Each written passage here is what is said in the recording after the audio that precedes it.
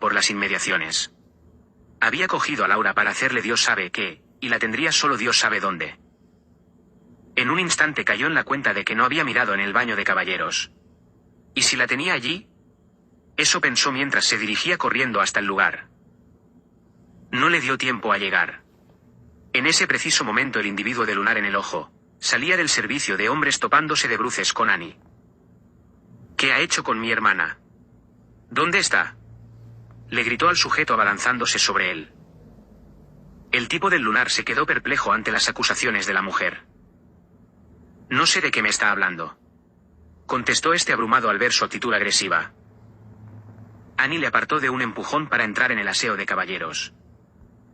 Laura, gritó mientras lo hacía. Allí no había nadie. ¿Dónde tiene a mi hermana? Volvió a gritar. Usted está loca, yo no sé nada de su hermana. No sé de qué me habla. Para entonces el empleado de la gasolinera había llegado alarmado por los gritos de la mujer. ¿Qué ocurre aquí?, dijo este último interviniendo en la trifulca. Está loca, cree que le he hecho algo a su hermana. ¿Dónde está? ¿Qué le ha hecho?, insistió en un estado agudo de nerviosismo. Ese es su coche, añadió Annie, mientras corría hacia él. Miró por entre las ventanas intentando encontrar a Laura. La suciedad de los cristales no dejaba una vista clara del interior, pero aún así ella no estaba dentro. Abra el maletero, le ordenó. ¿Cómo dice?, espetó sorprendido y a la vez indignado. Que lo abra. No voy a abrir nada, puta loca, profirió mientras se introducía en el coche. El empleado de la gasolinera intentó calmar los ánimos de Annie, pero le resultó imposible. Estaba ida, en estado catatónico. Totalmente segura que ese hombre le había hecho algo a Laura. No podía permitir que arrancase el vehículo y se fuera. La vida de su hermana dependía de ello. Como por arte de la providencia, un coche de la Guardia Civil hacía su entrada a la estación de servicio en ese mismo instante. Los gritos de la mujer los alertaron apresurándose a llegar hasta el sitio en donde se desarrollaban los acontecimientos. Estacionaron frente al Ford Mondeo y entonces la pareja salió del vehículo. Annie seguía profiriendo toda clase de cosas al hombre del lunar. Uno de los guardias llegó hasta ella. Señora, cálmese, ¿qué es lo que ocurre? Este pervertido estaba mirando a mi hermana y tocándose mientras lo hacía, y luego ella ha desaparecido. Le ha hecho algo, estoy segura, le explicó en un tono algo más calmado. Eso no es cierto, agente, exclamó el hombre en tono indignado. No estoy hablando con usted, le espetó uno de los guardias civiles.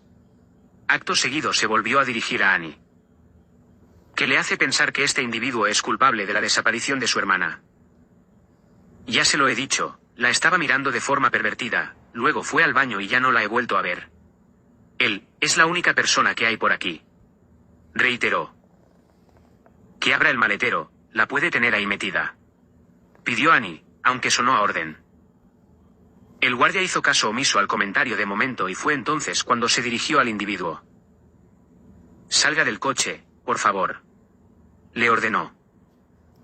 El hombre del lunar en el ojo hizo lo propio y salió del vehículo mientras se defendía. Yo no tengo nada que ver con eso de lo que esta señora me acusa. Yo he venido a echar gasolina y no sé nada de su hermana, explicó. Abra el maletero, dijo uno de los guardias. El otro permanecía en silencio atento a todo lo que ocurría a su alrededor. El individuo se dirigió hacia la parte trasera del vehículo con las llaves en la mano, aunque no estaba cómodo con la petición del agente de la autoridad. Por eso antes de introducir la misma en la cerradura dijo: ¿No necesita una orden judicial para esto? No, no la necesito, dijo este último de forma tajante. Y después de una breve pausa añadió: No si tenemos indicios de la comisión de un delito. Así que abra el maletero, por favor, le volvió a pedir. Este obedeció a regañadientes. Introdujo la llave en la cerradura dispuesto a hacerlo. A Annie se le hizo un nudo en la garganta. Deseaba que su hermana no estuviese en el interior. Quería encontrarla, pero hacerlo allí sería confirmar todos sus presagios, y cabía la posibilidad de que estuviera muerta. No emitía sonido alguno. Si su cuerpo estaba metido en ese sucio maletero, es posible que estuviera sin vida, o en el mejor de los casos sin sentido. El hombre giró la llave.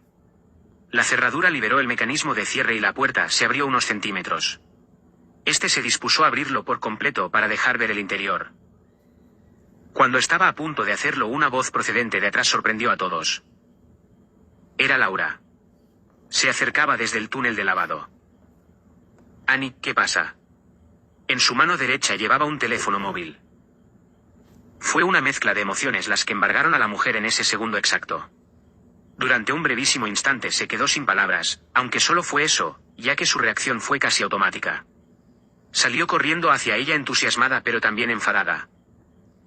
¡Oh, Dios mío! Laura. ¿Qué ocurre? Dijo esta última sin comprender nada de lo que estaba pasando a ese lado de la estación de servicio. ¿Dónde estabas? ¿Qué te ha hecho ese hombre? ¿Qué hombre? Seguía sin entender nada en absoluto. Estaba haciendo una llamada de teléfono. Me fui al final del túnel de lavado y me senté en un pequeño muro que hay allí para aprovechar los rayos de sol. He escuchado gritos y he comprendido que eran tuyos. ¿Qué pasa? Annie se fundió en un abrazo con Laura mientras lo decía. Estaba feliz de verla sana y salva. Habían sido unos largos minutos de tensión y de incertidumbre sin saber la suerte que habría corrido. Pero ahora se había liberado de ese peso. Ella estaba bien y evidenciaba en ese abrazo infinito la alegría que sentía por verla en perfecto estado. El tipo del lunar con chaqueta vaquera y botas negras se enfureció y comenzó a cargar sobre la mujer. «Puta loca. Ahí está su hermana», dijo totalmente indignado. Un segundo después se dirigió al guardia civil para decir: «Quiero denunciar a esta mujer por acusación falsa». Los guardias hicieron caso omiso al requerimiento del individuo y uno de ellos se acercó a las mujeres. «Señorita, buenas tardes», saludó. «¿Ese hombre le ha hecho algo?», le preguntó. «No, que va, estaba haciendo una llamada y me retiré un poco. Ha sido todo un malentendido. No pensé que mi hermana fuera a reaccionar de este modo. Tampoco me di cuenta del tiempo que estaba tardando», explicó Laura al guardia. «Entendido», dijo este último. «Tengan cuidado en la carretera, conduzca con cuidado. Buenas tardes».